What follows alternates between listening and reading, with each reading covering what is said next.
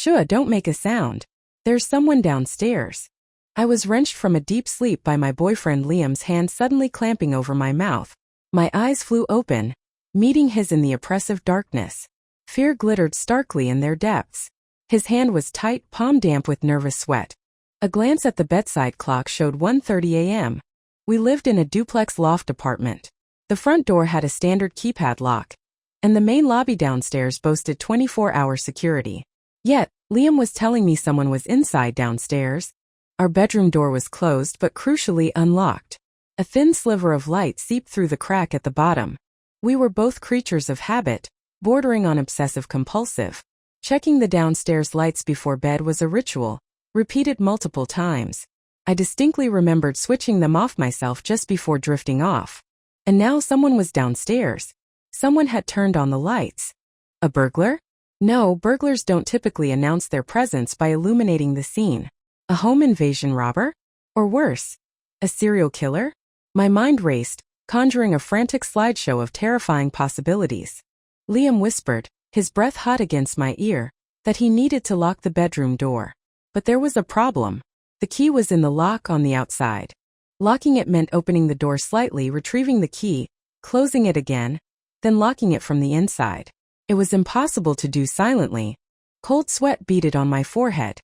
My fingers fumbled with my phone, already composing a text message to the police, my first instinct. A reply came almost immediately. Officers dispatched, ETA 30 minutes. 30 agonizing minutes. We'd rented this place furnished and hadn't bothered getting the property management's contact info, or the security guard's direct line. In the time it took Liam to open that door, the person downstairs could easily hear. Half an hour was more than enough time for them to reach us. I gripped Liam's arm, my face a mask of panic. He was trembling too, his lips quivering slightly, but he managed a reassuring pat on my hand. I watched, heart pounding, as he crept towards the door. He pressed his ear to the wood, then cautiously peered through the crack at the bottom. He looked back at me, shaking his head, mouthing the words, "Hallway clear." No relief washed over me. My back remained ramrod straight, every nerve straining to catch any sound from below. A faint noise drifted up, strange, like fingernails scratching against a surface. Then, the distinct rasp of a suitcase zipper being pulled open. They were going through my luggage, but it only contained clothes from my business trip last week, nothing valuable. I hadn't even unpacked yet. Liam took a deep breath, cracked the door open just enough, snatched the key, shut the door quickly, and twisted the lock. The click echoed unnervingly loud in the silence. We both let out a shaky sigh of relief. But the sound, however small, had been made. I prayed desperately that the intruder hadn't heard. My prayer went unanswered. We heard footsteps ascending the stairs. Thud, thud, thud. Heavy steps. Likely a man. I glanced at the clock again. 25 minutes until the police arrived. We had no friends nearby, no neighbors we knew well enough to call for help. Liam, thinking quickly, gestured towards the bed. "Underneath," he mouthed. "We used to have a cat, and to keep it from hiding under the bed, we'd installed acrylic panels around the base." He pried one panel loose, creating a small gap. Clutching my phone, shaking violently, I squeezed into the dark, dusty space. 20 minutes left. The footsteps reached the landing outside our door. Stopped.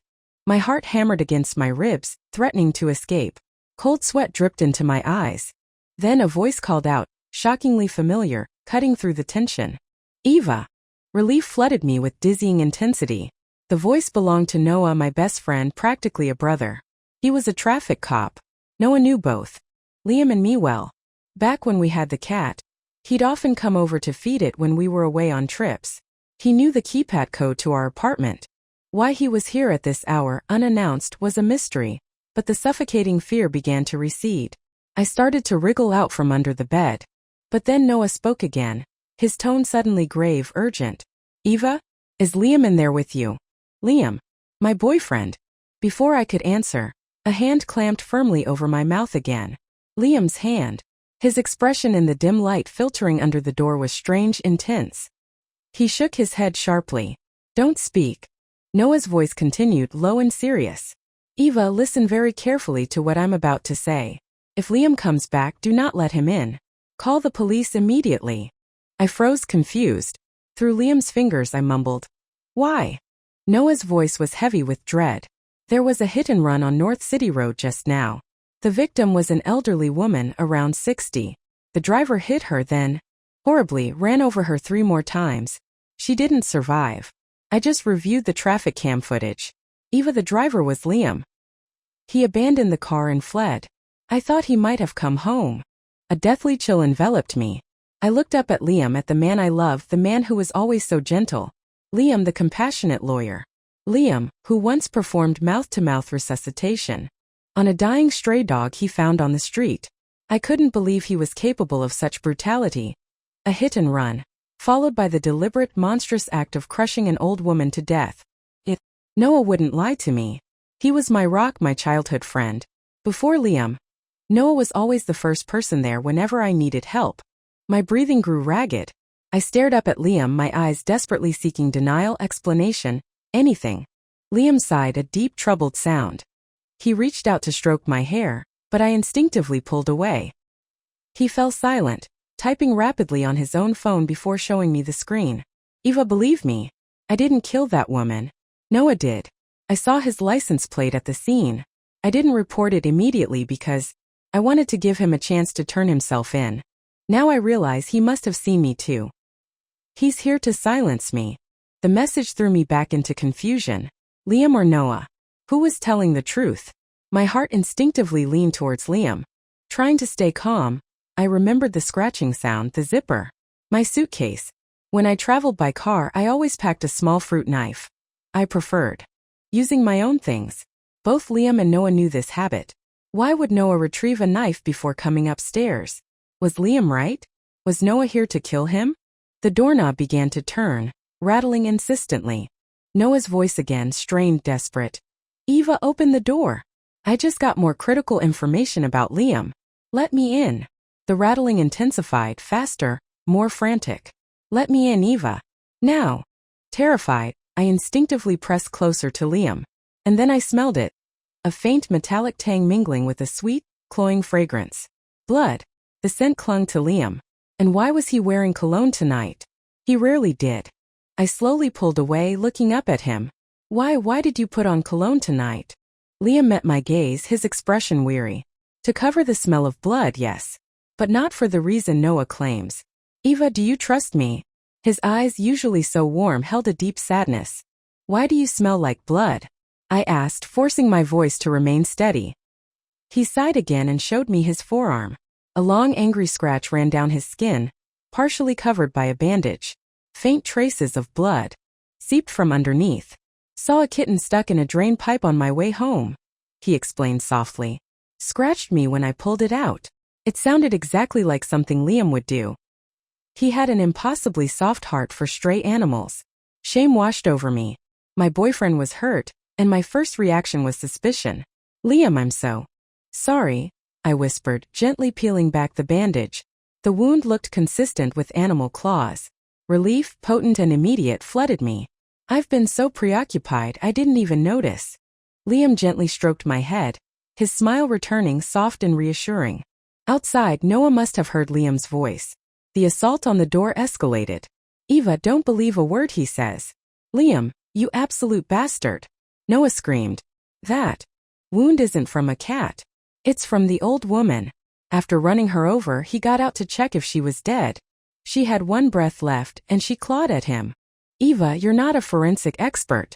Can you really tell the difference between an animal scratch and human fingernails?"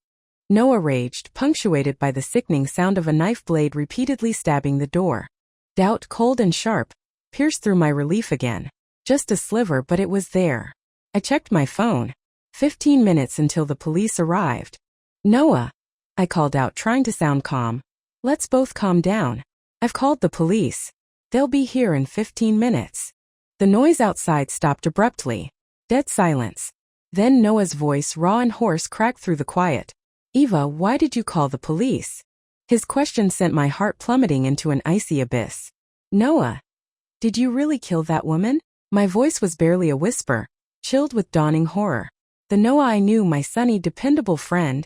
"No, Liam did," he roared back. "You can't let the police in here. You can't." I refused to engage further, retreating into silence, focusing on the countdown. Liam sat beside me, his hand finding mine, gripping it tightly. Suddenly, a flicker of movement caught my eye. The wardrobe door. It had creaked open a tiny crack. It was an antique wardrobe we'd bought together at a flea market. For 1,000 yuan, thrilled with our find, only to discover later it was a modern replica. It held our winter clothes. I hadn't opened it in at least a month. Through the narrow gap in the sliver of light from under the bedroom door, I saw a pair of pale bare feet. My heart seized. I slowly, deliberately withdrew my hand from Liam's, inching away from him. 12 minutes left. Every pore on my skin prickled with icy dread. My fingers curled into tight fists. Liam, I whispered, my voice shaking. What's in the wardrobe? I watched his face intently for any flicker of deception. Liam seemed unsurprised by the question. He stood up calmly and pulled the wardrobe door wide open. Inside stood a life-sized mannequin. The pale feet belonged to it. But the knot of fear didn't loosen. Why would my boyfriend secretly hide a mannequin in our wardrobe? Eva, Liam explained patiently. Remember that murder case I took on last week? I did. A 17-year-old boy accused of murder protesting his innocence. Liam had taken the case pro bono. Everyone thinks he did it, the police included. Liam continued. But I don't. I believe him. This mannequin. I've been using it for crime scene reconstruction. His expression was open, sincere. Just like the day we first met, when he helped me up after I tripped on the subway stairs. I chose to believe him. 8 minutes left. Just 8 more minutes and the truth would come out. Outside, Noah seemed to have given up trying to break down the door. But then his voice came again, low and insidious. Eva, do you really know Liam? It was true. In the year we'd been dating, I knew surprisingly little about his work life. I'd never met his colleagues, had no contact information for anyone he worked with. He'd never introduced me to any friends. Liam was an orphan, raised in institutions, relying on sheer grit and intelligence to pass the bar and climb the ranks from intern to star lawyer. I admired his resilience, felt lucky to have such a handsome, successful partner. Our tastes aligned perfectly, same obscure musicians like Gonggu and Tai. Same favorite movie, Klaus. We'd even booked a trip to Finland for the end of the year to see the Northern Lights, reserving a glass igloo hotel when the prices were low. Emotions are selfish. Despite my 12-year bond with Noah, my heart chose Liam. Eva, I know this is hard to believe. Noah's voice came again, thick with frustration. I'll send you the proof right now. Liam has been lying to you. My phone buzzed with incoming WeChat messages. I looked up at Liam. A strange light flickered in his eyes. I saw his hand move towards the pocket of his pajama pants. There was a distinct bulge. My lips trembled. I slowly backed towards the door, keeping my eyes locked on Liam, while simultaneously glancing at the WeChat messages. They were photos of Liam, taken today. Liam, who had told me he had an important all-day meeting. But the photo showed him somewhere else entirely. Standing in front of a derelict, abandoned apartment building. His expression was dark, shadowed, completely unlike the gentle Liam I knew. Fear, absolute and paralyzing, gripped me. Why were you there, Liam? Eva, let me explain. Liam started towards me. Liam, my voice shook. What are you hiding in your pocket? I saw his hand flinch. Noah's voice exploded from outside the door. Eva, I lied to you. I'm not a traffic cop. I'm a detective with the Serious Crimes Unit. I've been investigating Liam for months. He's our prime suspect. We believe Liam is a prolific, extremely dangerous serial killer. And Eva, you are his next target. That abandoned building? That's where we found the latest victim's body. We kept it quiet because this killer has a specific ritual. After hiding the body, he likes to return 3 days later to admire his work. Each word from Noah sent waves of ice through my veins. Liam pulled the object from his pocket. It wasn't a weapon. It was a small, elegantly wrapped DR ring box. I suddenly remembered. Today was our 1-year anniversary. Before falling asleep, Liam had seemed like he wanted to say something important, but I'd been exhausted after covering a fraud case and had drifted off almost immediately. Liam looked at me, his expression wounded, his features soft and gentle, just as they always were. 5 minutes left. Just 5 more minutes until salvation, until clarity. I felt like I was drowning, gasping for air. I loved Liam, I truly did. And he loved me. But he had lied to me. Today, He had been somewhere he shouldn't have been. Noah's voice, raw with anguish and desperation, cut through my turmoil. Eva, you still don't believe me? 12 years. We've known each other for 12 fucking years. Same elementary school, same middle school, same high school. When your mom got sick that time, I was the one who carried her through the pouring rain to the hospital. He was right. He'd been my neighbor my whole life. Our mothers were best friends. There was even talk of an arranged marriage when we were kids, but the spark was never there. We were friends closer than siblings. I helped him pursue girls. He delivered my awkward confession notes.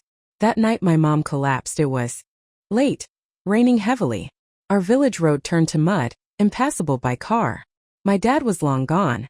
It was Noah who carried my mom on his back step by agonizing step out of the village to get help. Everyone says pure platonic friendship between men and women is impossible. Maybe it sounds naive, but we had achieved it. Liam, I pleaded, my voice cracking. Why did you lie to me yesterday? Where were you? Is what Noah said true? 1 minute left. The police should be downstairs by now, at the very least. But there were no sirens, no sounds of arrival. Then my phone buzzed again. A new text message. Miss Bai, we are outside apartment 1404. I'm here. I shouted desperately. Come in. The code is 456,321. Liam's expression shifted again, becoming unreadable, filled with a strange mix of complexity and pity. Outside silence. Suddenly a distinct electronic buzz, a feedback whine, pierced through my mind, seemingly from nowhere. It was agonizing. I clutched my head.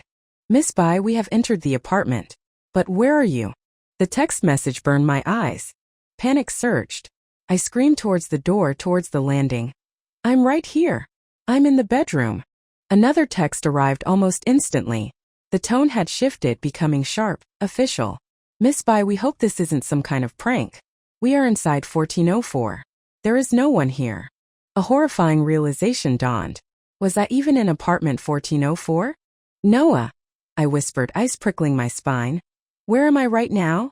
A pause. Then his voice oddly flat. Eva, we're in your home. Apartment 1404. You're lying. The denial ripped from my throat. You're both lying. This isn't 1404, is it? My nails dug into my palms, drawing blood, but I felt no pain. My best friend outside the door, my boyfriend inside. And I couldn't trust either of them. Darkness pressed in, a suffocating web. I couldn't breathe. I dialed 110 again, the emergency number. The operator on the other end sounded impatient. Miss, please stop wasting police resources. We are currently inside apartment 1404. You are not here. I don't know where I am. I sobbed, trying to control the tremor in my voice. But I'm in danger. Please, can you track my phone's location? The operator's tone became professional, soothing. They were initiating a trace. Then his next words plunged me into an abyss. Miss, according to the GPS signal, you are currently on an unnamed island, approximately 300 kilometers from the city center. An island. The words felt foreign, impossible, scraped raw from my throat. I desperately wished it was a bizarre, terrifying dream. What a cruel joke for our anniversary. The room around me, the furniture, the rug, the wardrobe, even the little stuffed animal by the bed, was an exact replica of our apartment 1404. The mimicry was horrifyingly perfect. That explained why my obsessive need for order hadn't registered any discrepancy. The killer knew my routines, my preferences. He knew I changed the scented diffuser oil beside my bed daily. Today's scent was lemon. I pulled open the drawer. The sharp citrus scent hit me. Flawless replication. He knew me inside out. Only 2 people knew me that well. My childhood friend Noah. My boyfriend Liam. Miss, the operator's voice continued, urgent now. We are dispatching a rescue helicopter immediately. He paused, then lowered his voice, the gravity chilling. But miss, you need to listen very carefully. The man you need to be wary of, the serial killer. His name is Lin Ling. We've been tracking him for 5 years. He's a master of disguise, undergoing multiple plastic surgeries, even assuming the identities of his victims after killing them. Miss, Lin Ling is brutal but highly intelligent. He enjoys role-playing. In his last known case, he impersonated the victim's husband for 6 months. He seems to derive pleasure from this deception. His victims rarely suspected anything because Lin Ling meticulously researches his targets, choosing individuals close in build, height, and vocal range, and he's an expert mimic. We've contacted headquarters. We believe Lin Ling's next target is you. My hand holding the phone shook violently. I bit down hard on my tongue, the sharp pain grounding me, forcing clarity. I was on an island. How could Noah be outside the door? He was Lin Ling.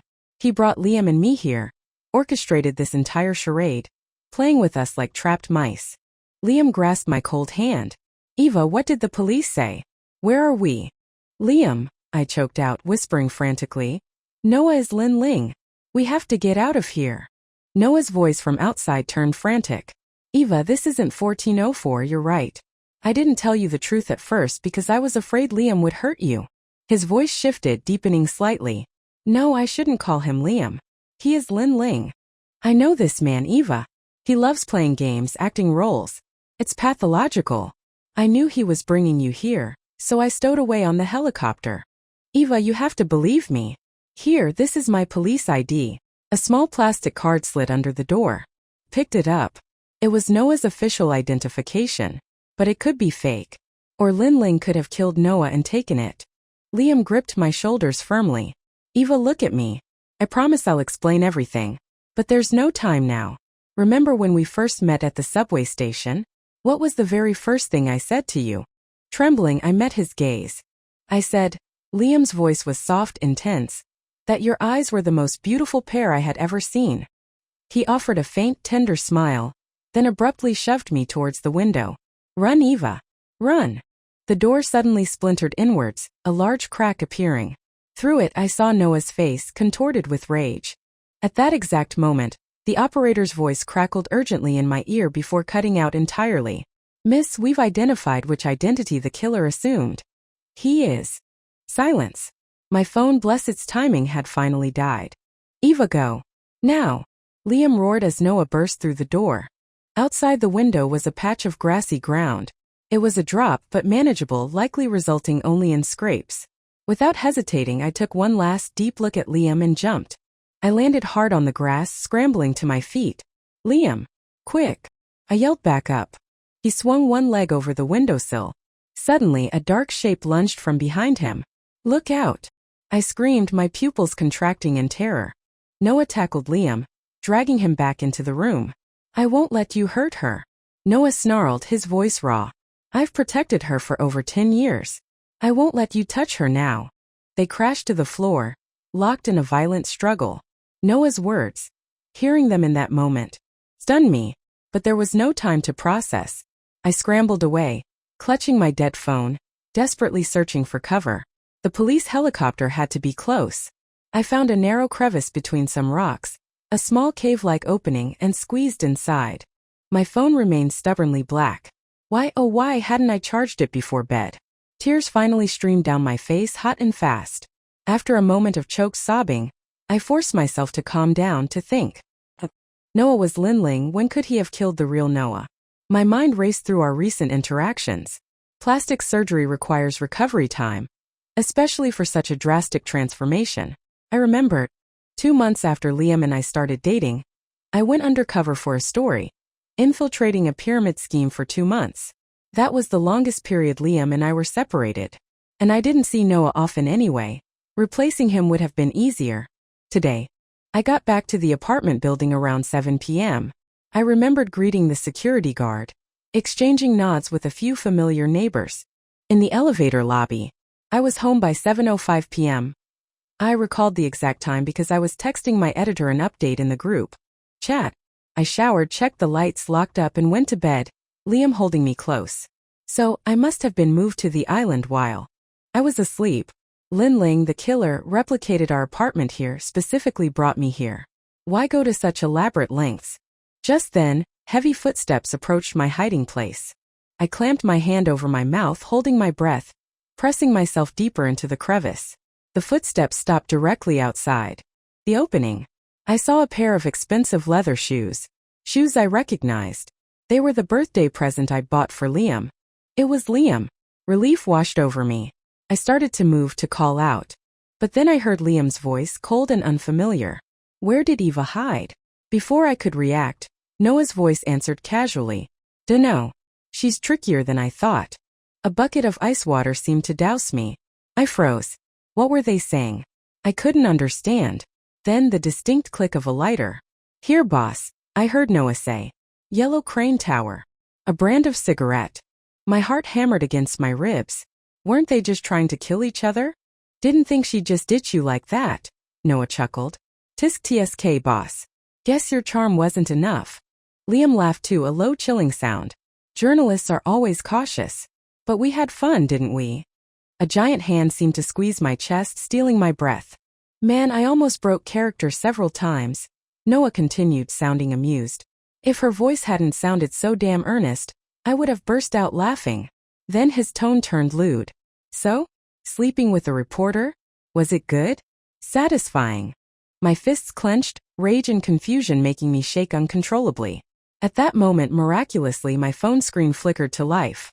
iPhones sometimes did that, dying completely, then reviving with minimal charge. Battery 3%. My fingers trembled as I navigated to the unread text messages. I fumbled, my panic making me clumsy. Finally, I opened the last message from the police. Miss Bai, we have just received overlooked intelligence. Lin Ling does not work alone. The perpetrators are two individuals. Brothers. The older is Lin Ling, the younger is Lin Chun.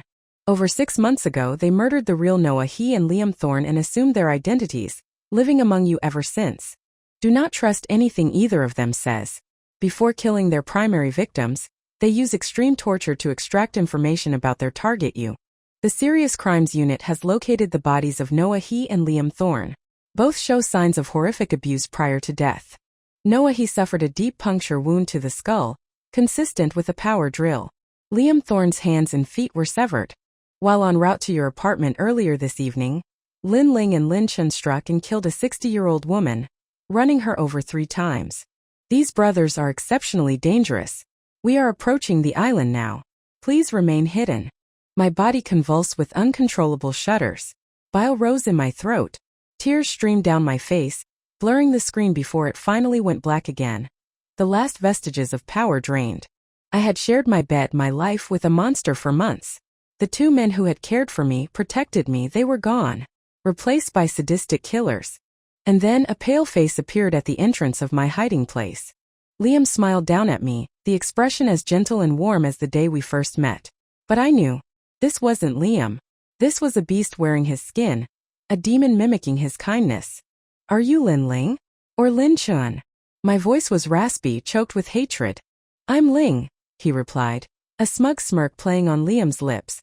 It was the look of a cat, finally bored with its mouse, revealing its claws. He chuckled softly. Eva, do you know how Liam died? He begged me to spare you right up until the end. Even as I sawed off his hands and feet, he was crying, pleading with me not to hurt you. Then the other face appeared beside him. Noah. His grin was cruel. Eva, you're a lucky woman. 2 men dying to protect you. Noah too. He was tougher than most, that police training, I guess. But the moment I mentioned you, he crumbled. Begged me to do whatever I wanted to him, just let you go. So I drilled a hole in his skull.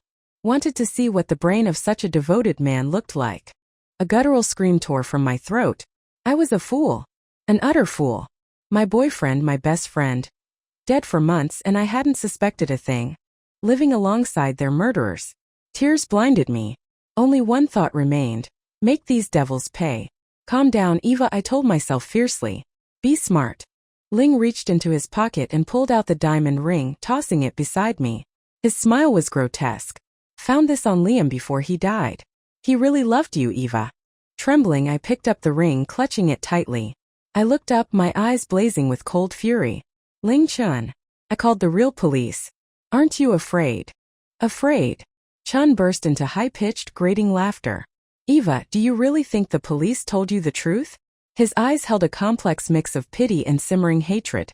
My grip tightened on the ring. What did he mean? Eva, Ling suddenly knelt beside me, his face hardening. The police aren't coming to save you. He raised his hand and slapped me hard. Pain exploded across my face. Blood trickled from my nose. Does it hurt? Ling wiped the blood with his thumb, his touch repulsive. Don't touch me. I spat, glaring at him. Seeing Liam's face contorted with such cruelty intensified the agony. reminding me of the suffering the real Liam must have endured. I refused to believe Ling and Chun. The police had to be coming. Chun doubled over laughing again, tears streaming down his face, as if witnessing the funniest joke imaginable. Ling leaned in close. Eva, there are no police. There never were. The words hit me like a physical blow. Why? The single word scraped my throat raw. Why? Chun echoed, still chuckling. He held up his phone, a triumphant smirk on his face. Because the police operator you were talking to was me. He perfectly mimicked the operator's professional tone. Miss, please be extremely careful. How is that possible? Even if Chun was a voice mimic, the number I dialed, the text, they were official channels. Ling laughed softly. Eva, did you really think we'd make such a simple mistake? While you were asleep, I swapped your phone's SIM card. This one, he gestured vaguely, is specially programmed. Any emergency number you dial routes directly to Chun. My breath hitched, chest tight with pain. Why? Why go to all this trouble just for me? Is this some kind of sick game? Oh, it's interesting. Absolutely fascinating. Ling declared. You're an intelligent woman, Eva. An intelligent prey requires an intelligent hunt. You should feel honored. This is the highest tribute we can pay. He produced a knife, its blade gleaming dully. He pressed the tip gently against my forehead. Let's see. What's different about a clever brain? But the next second, Ling's expression changed. Surprise flickered in his eyes. A small, dark pistol was pressed firmly against his chest. Chun started to move towards us, but I spoke, my voice surprisingly steady, cold as ice. Don't move, Chun. One step and I shoot. You wouldn't want your brother dying right in front of you, would you? I knew I'd hit his weakness. Chun, despite his brutality, was fiercely devoted to Ling, who was more like a father figure to him. His life revolved around his older brother. Chun froze, his face a mask of fury, glaring at me. I searched you. Ling stammered, confused. A humorless smile touched my lips. There's more than one place a woman can hide something. Ling stared, then burst out laughing again, a chilling, admiring sound. Eva, you continue to impress me. How did you figure us out? You were good mimics, I said coldly. Almost perfect.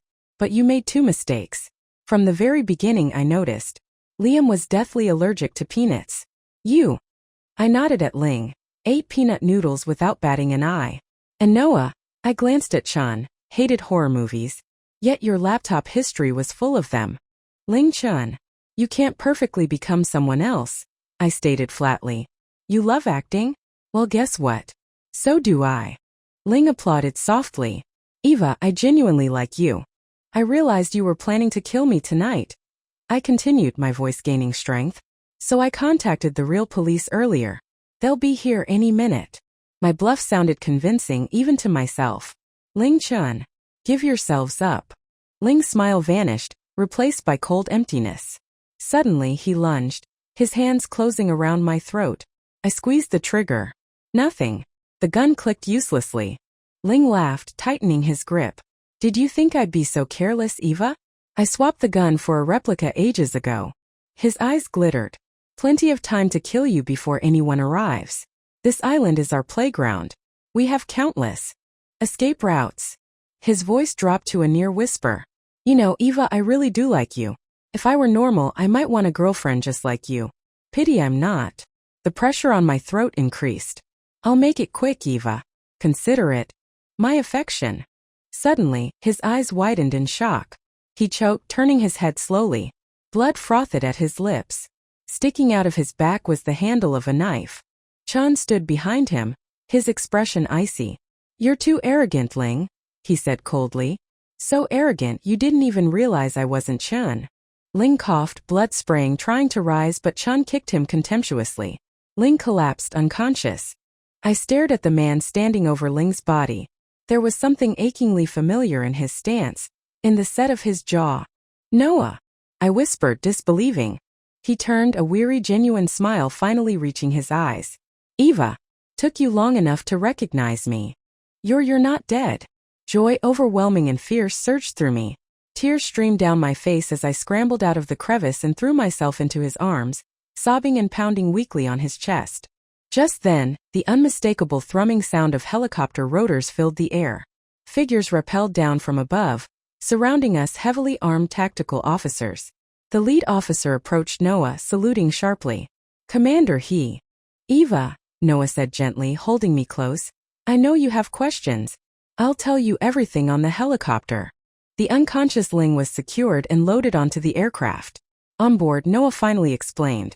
His identity as a traffic cop was a cover designed to lower Lin Ling's guard. He had been captured by Chun, but managed to overpower and kill him during a moment of carelessness, then took his place. Ling and Chun had distinct killing styles, Noah explained grimly. They never worked together on the actual act, and only communicated via brief texts afterwards. I exploited that pattern, impersonating Chun, staying close to you. The horror movies? I asked, a watery chuckle escaping me. Noah grimaced. Don't ask. You have no idea how many hours of depraved garbage I forced myself to watch to maintain the facade. A real smile touched my lips. Then I remembered something else he'd said, impersonating Chun. My cheeks flushed. What you said earlier about protecting me, was that true? Noah's own face reddened. He looked away, avoiding my gaze. For a long moment, there was only the roar of the helicopter blades. Then so softly I almost didn't hear it, he murmured. It was true. My heart gave a strange, powerful leap. Suddenly, Noah took my hand, his own warm but trembling slightly. Eva, he said, his voice low and earnest, be with me. I didn't answer immediately. Let me think about it, I whispered. But deep down the answer was already forming, clear and certain. Exhausted, emotionally drained, I leaned my head against Noah's shoulder and finally let sleep claim me. On the reflective surface of the helicopter window, Noah's face stared back. Expressionless, unreadable, lost in shadows. And